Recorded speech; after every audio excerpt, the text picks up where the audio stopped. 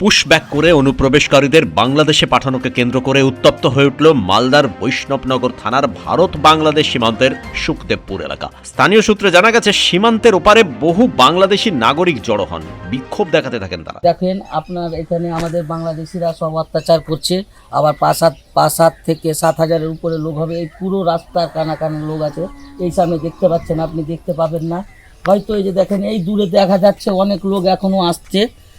সেই বাংলাদেশিরা আবার আক্রান্ত করার চেষ্টা করছে, কিন্তু আমাদেরকে বেঁধে রেখেছে বিএসএফ।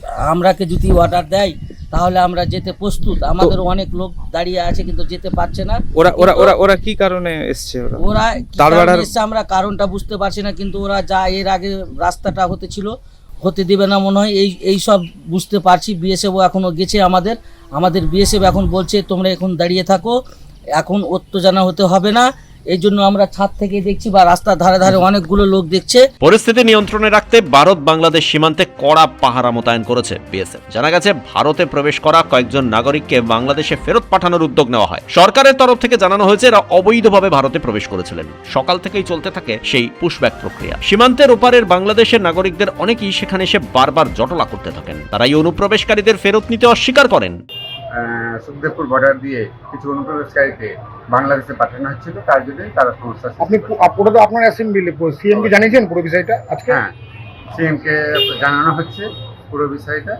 বর্তমানে পরিস্থিতি স্বাভাবিক আছে, তবে ওই দিককার বাংলাদেশের প্রায় 1000 জনগণ তারা এসে বিএসএফ এবং আমাদের শান্তপ্রিয় যে ভারতবাসী তাদেরকে ডিস্টার্ব করার চেষ্টা করছিল। নিরাপত্তার স্বার্থে সীমান্তবর্তী এলাকায় নজরদারি আরও বাড়ানো হয়েছে। সুখদেবপুর সীমান্তে প্রায় 1200 মিটার এলাকায় এখনো কাঁটাতারের বেড়া নেই। দীর্ঘদিন ধরেই এই অংশ নিরাপত্তার ক্ষেত্রে উদ্বেগের কারণ হয়ে দাঁড়িয়েছে। এর আগেও এই সীমান্ত দিয়ে বাংলাদেশি নাগরিকরা ভারতীয় ভূখণ্ডে প্রবেশ করেছেন। ভারতীয় কৃষকদের জমির ফসল কাটাকে কেন্দ্র করে ব্যাপক উত্তেজনাও ছড়িয়েছে একসময়। ব্যুরো রিপোর্ট, কুবের কলম ডিজিটাল।